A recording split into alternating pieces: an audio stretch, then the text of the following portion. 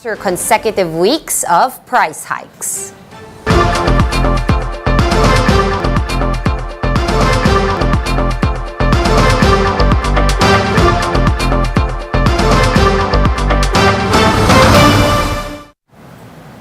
Fast, focused, and fearless. Here's a roundup of stories we're watching now. I'm Sean Yao. President Bongbong Marcos' decision to thumb down the bill creating an economic zone in Bulacan is drawing mixed reactions. Camille Samonte with the report. On his first day in office, President Bongbong Marcos vetoed House Bill 7575, which seeks to create a special economic zone and free port in Bulacan Airport City. Marcos Jr. said the proposed measure would significantly narrow the tax base with its mandated incentives applicable to registered enterprises. He added that once enacted, the government would be forced to seek new sources of revenue through additional taxes or borrowings in the future, with taxpayers bearing the brunt of the burden. The economic zone covers San Miguel Corporation's New Manila International Airport, which can serve up to 100 million passengers per year. Bulacan Governor Daniel Fernando agreed with the president's decision. Fernando said the special eco-zone must be reviewed first since the government needs to produce revenues after 2 years of COVID-19 lockdown. Kailangan pa rin naman reviewin yan at kailangan mabusisi natin kasi hindi naman dumaan yan sa public hearing. Hindi yan na-konsulta ang provincial government. Kailangan muna natin ay magkaroon ng revenues ng kita ang ating gobyerno. At sa mga darating na panahon, saka natin tingnan at pag-aralan yan.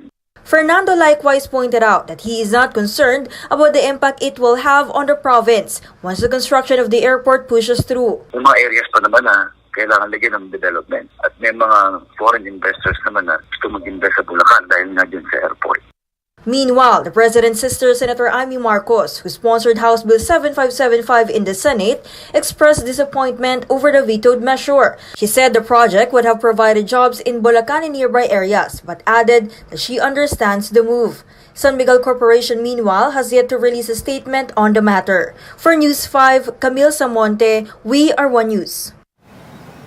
Meanwhile, Malacañang is defending Marcos Jr.'s move to veto the bill for an economic zone in Bulacan Airport City.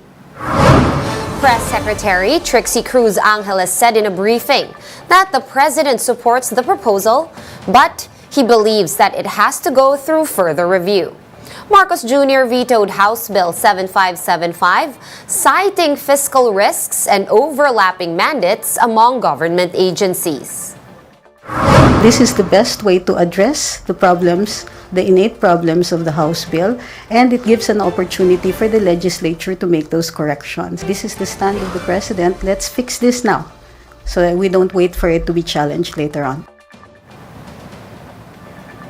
Vice President and DepEd Secretary Sara Duterte has tapped former DepEd Chief Leonor Briones as her consultant.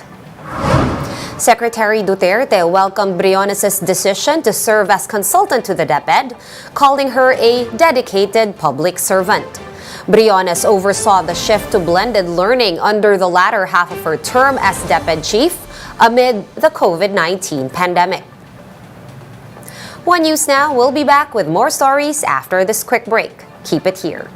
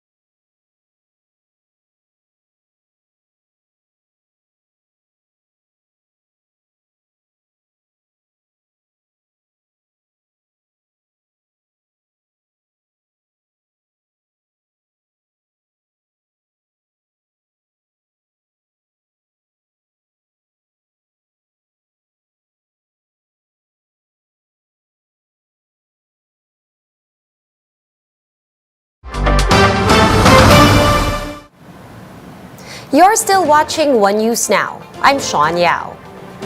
The lesser-known presidential sister, Aimee Marcos, opens up about leading an ordinary life and her family's return to Malacañang in this exclusive interview with News 5.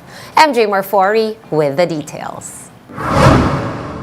Mysterious and low-key. This is what Aimee Marcos, the known adopted daughter of the late President Ferdinand Marcos, is known for. But in a rare and exclusive chat with News 5, she opens up about her life. My favorite thing to wear was my anonymity. It still is, but apparently that's gone. Thank you to social media. But yeah, I like being quiet naman eh. I never really like the spotlight. Aimee, or Amax to a few close friends, works as a digital content strategist. Aside from that, she worked as a lifestyle staff writer at the Daily Tribune. She is now based in Cagayan de Oro because of his husband, attorney Sid Bernedo. And since she's accustomed to an ordinary private life, she admits there are challenges in adjusting to the protocols as part of the first family. Born in 1978, she was just a minor when martial law was lifted and when their family vacated Malacañang. It's a good thing and sometimes nagugulat ka pa rin na parang, oh, bakit yun nandyan, dude? Pero nung bata ka, hindi mo natatandaan sila? Hindi mo na sila natatandaan? Natatandaan ko sila. Pero sa akin kasi, bata pa ako noon. At saka parang siya eh, it's just part of life. So it was never, I gotten used to not having that anymore. It's been how many years, diba, since I last had that. Yeah. I didn't have security. So now I just want to be friends with them na lang because they're all, they're legit soldiers. These are not like hindi siya yung basta-basta lang sa ano. These are trained military AFP, PNP guys and girls. True. Right? Oh.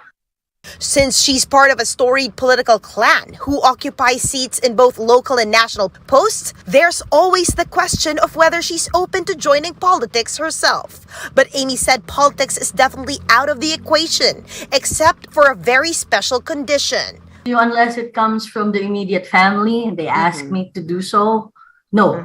I will. They're the only ones I'll say yes to.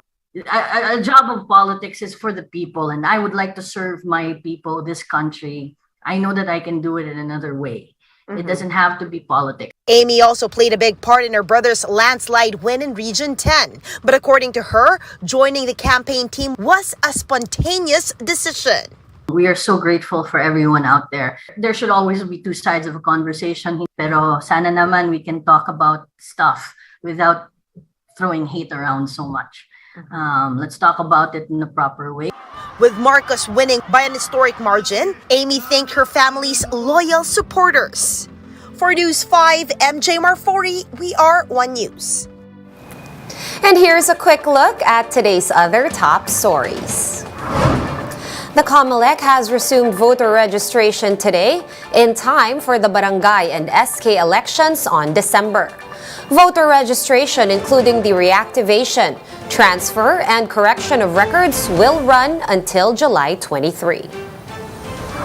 One group of nurses is planning to set up a meeting with President Bongbong Marcos to seek higher wages. The Filipino Nurses United says included in the agenda is raising their entry-level salary to at least 50,000 pesos. And oil companies will be implementing fuel price cuts this week. Diesel will be cheaper by 3 pesos a liter, while kerosene prices will be going down by 3 pesos and 40 centavos a liter. For more updates, visit News 5, The Philippine Star, and Business World online. Visit our website, onenews.ph, for more in-depth analysis. You can also catch One News on Signal Play. Register for a free account at www.signalplay.com and stream One News Live anytime, anywhere. Masks on, wash hands, and stay safe, Philippines. I am Sean Yao. We are One News.